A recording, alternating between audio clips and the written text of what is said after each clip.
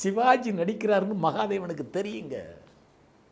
சிவாஜி நடிக்கிறாருன்னு டிஎம்எஸ்க்கு தெரியுங்க. சிவாஜி நடிக்கிறாருன்னு கண்ணதாசனுக்கு தெரியுங்க. சிவாஜி நடிக்கிறாருன்னு சிவாஜிக்கு தாங்க தெரியாது.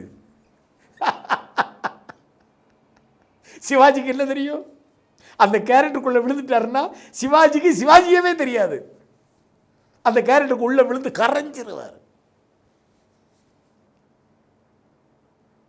இரண்டு மனம் வேண்டும் இறைவனிடம் கேட்டேன், நினைத்து வாழ ஒன்று மறந்து வாழ ஒன்று, இரண்டு மனம் வேண்டும். மெட்டு எப்படி போடுறாரு?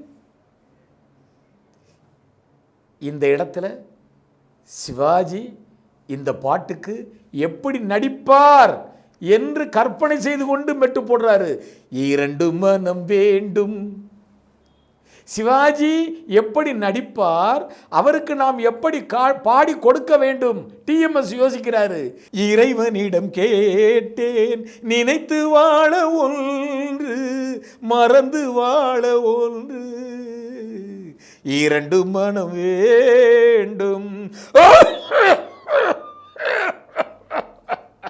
டிஎம்எஸ் இருமுறாருங்க.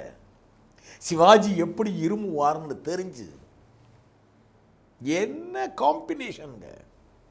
சிவாஜி இப்படித்தான் நடிப்பார், இப்படித்தான் பாட்டுக்கு குரல் கொடுக்க வேண்டும் என்று இவர் சிந்திக்கிறார். டிஎம்எஸ் அப்படி பாடி கொடுத்த பாடலை ஒரு முறைக்கு இருமுறை சிவாஜி போட்டு கேட்டுவிட்டு, ஆஹா, இவர் நாம் நடிப்பதற்காக இப்படி உயிரை கொடுத்து பாடி கொடுத்திருக்கிறாரே, இதை நாம் எப்படி வெல்ல வேண்டும் என்று சிவாஜி அவர் கொடுக்கிற ஒவ்வொரு ஆக்ஷன்.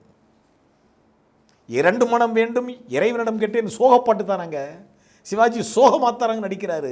இதை பார்த்து நம்ம எங்க தேட்டரில் கைதட்டுறோம்? ஏன்னா அந்த காட்சியில் சிவாஜியை தாண்டி, சிவாஜி நடிக்கின்ற சோகத்தை தாண்டி, இந்த பாடலுடைய வெற்றியை தாண்டி, நடிகர் திலகத்தினுடைய நடிப்பு, அந்த நடிப்பு என்கின்ற திறமை நம்மை